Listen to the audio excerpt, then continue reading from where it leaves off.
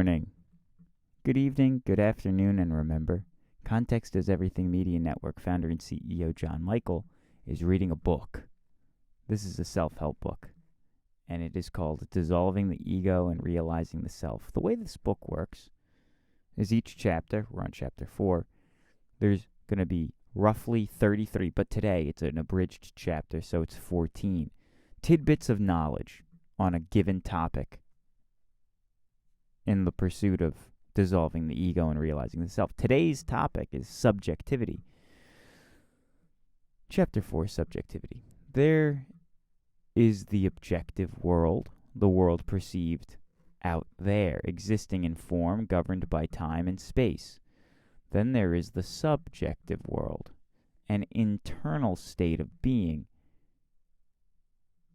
How do you know that you are, that you exist? Dr. Hawkins, the author, points the student inward to the impersonal quality of consciousness and the field of awareness itself, which generally goes unnoticed because the ego mind is focused on the content of phenomena being processed through perception. The way out is simple. Direct one's focus inwards to the absolute subjectivity of all experiencing. Examine the nature of the sense of subjectivity that accompanies every expression of life without labeling it. Note that at all times, in every instant, in every moment, in every circumstance, there is always present the ultimately irreducible underlying substrate of subjectivity. It never changes.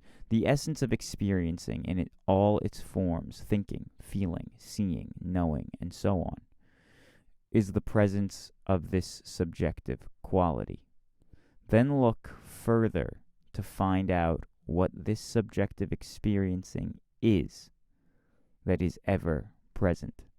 Without it, there would not be the possibility of knowing that one exists. So, by the fact that you can think in any capacity, means that you can also observe your thought.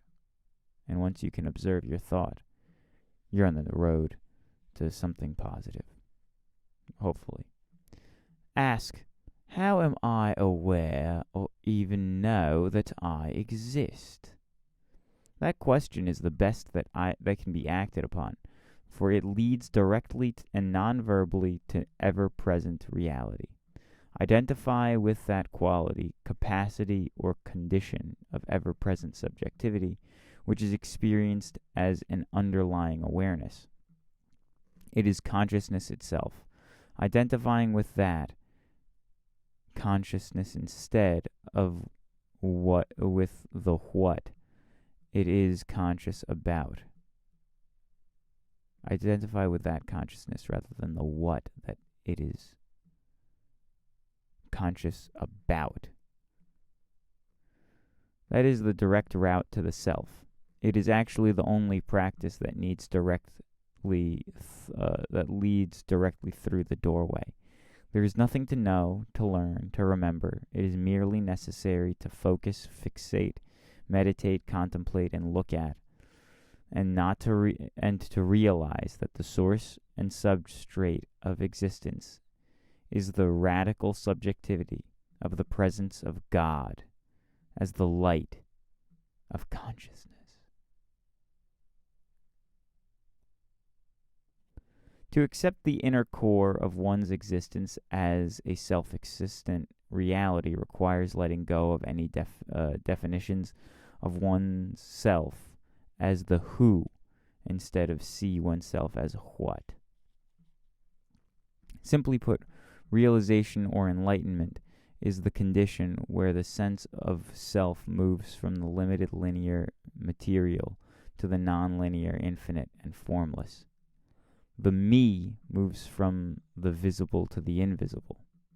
This occurs as a shift of awareness and identification from perception of form as objective and real to the realization of the purely subjective as the ultimate reality.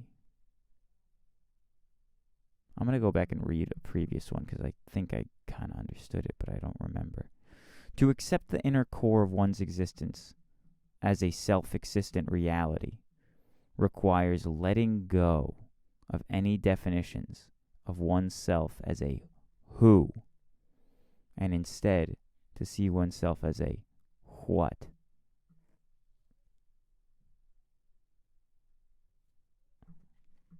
That'll take some meditation, I'll tell you.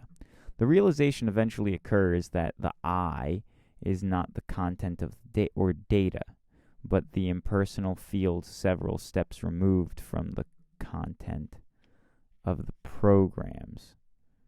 One then realizes that one is the audience rather than the participant or subject.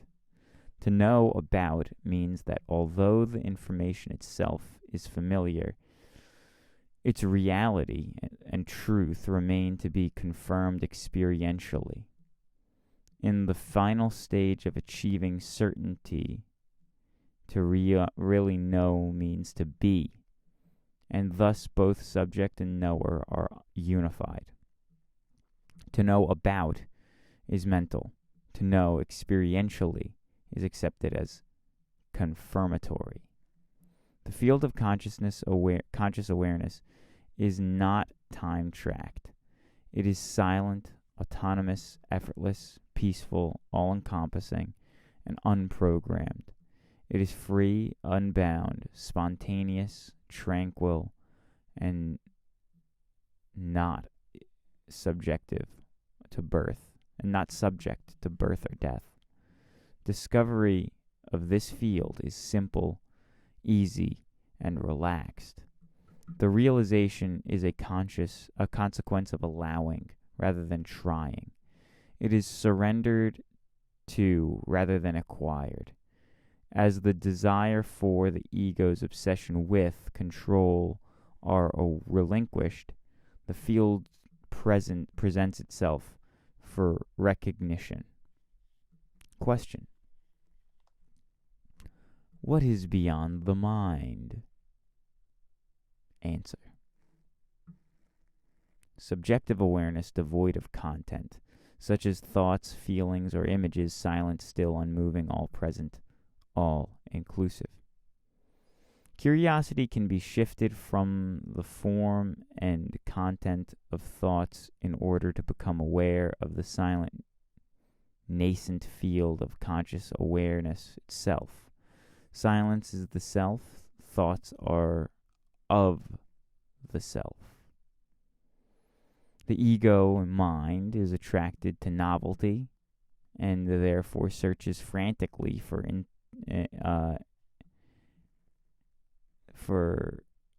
interesting form and sensation. Right? The ego and mind is attracted to novelty, therefore searches frantically for interesting form and sensation. This can be refused and replaced by interest in the silent, formless substrate that is always present and merely has to be noticed.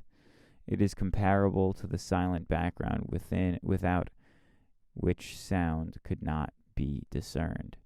Peace can be the consequence of surrender to the inevitabilities of life. Religious, spiritual skeptic can look within and observe that inner, fundamental, and irreducible quality of life is the capacity of awareness, consciousness, and the substrate of subjectivity. Without consciousness, the individual would not know or even know if he or she knows. So consciousness is a priori awareness of existence, irrespective of the content of that existence. Thus, consciousness itself can be accepted as an obvious reality without the elaboration of being divine, as recommended by the Buddha. To be is one thing. To know that one is obviously requires more transcendent quality.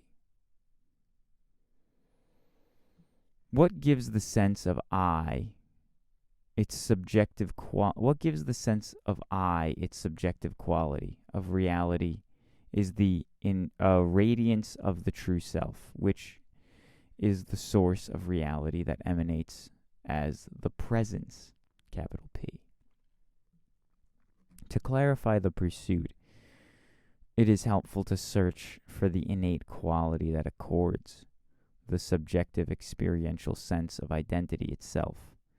It may be more fruitful to search for the source of the quality of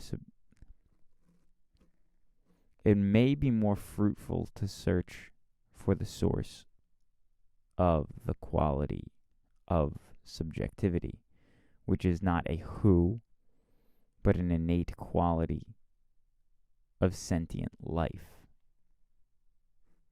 A what? Is reality subjective or objective?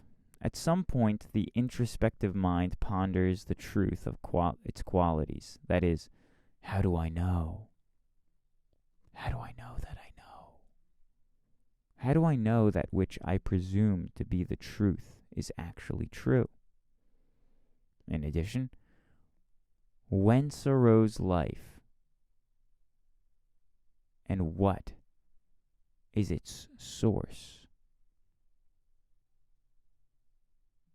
What does the word whence mean?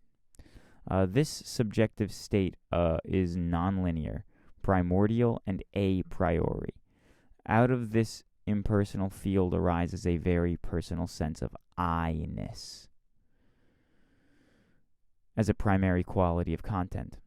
This basic subjective sense of I is capable of reflexive self-knowing, whereas, in contrast, the mind merely thinks. The undoing of the identification of the ego self is the primary focus of spiritual evolution, and is the enigma that has baffled even the most erudite minds of history. The crux of the problem is the misidentification, the qualities of the mind's processing function, which is already identified with the linearity of the localization of phenomena. This is a natural consequence associated with the physical reality of the experience of life as a body. The primary problem is misidentification of the actual source of subjectivity and the presumption that it is local rather than non-local. In the process of spiritual discovery, one looks to discover what it is that is aware of. In the process of spiritual discovery, one looks to discover what it is that is aware of and has the authority to sense the existence of I-ness or the quality of I-ness, rather than the specific circumstances circumscribed me as the I. Well, that's a long sentence, I'll tell you. Try to read it again. In the process of spiritual discovery, one looks to discover what it is that is aware of and has the authority to sense the existence of I-ness or the quality of I-ness, rather than a specific or circumscribed me as the I.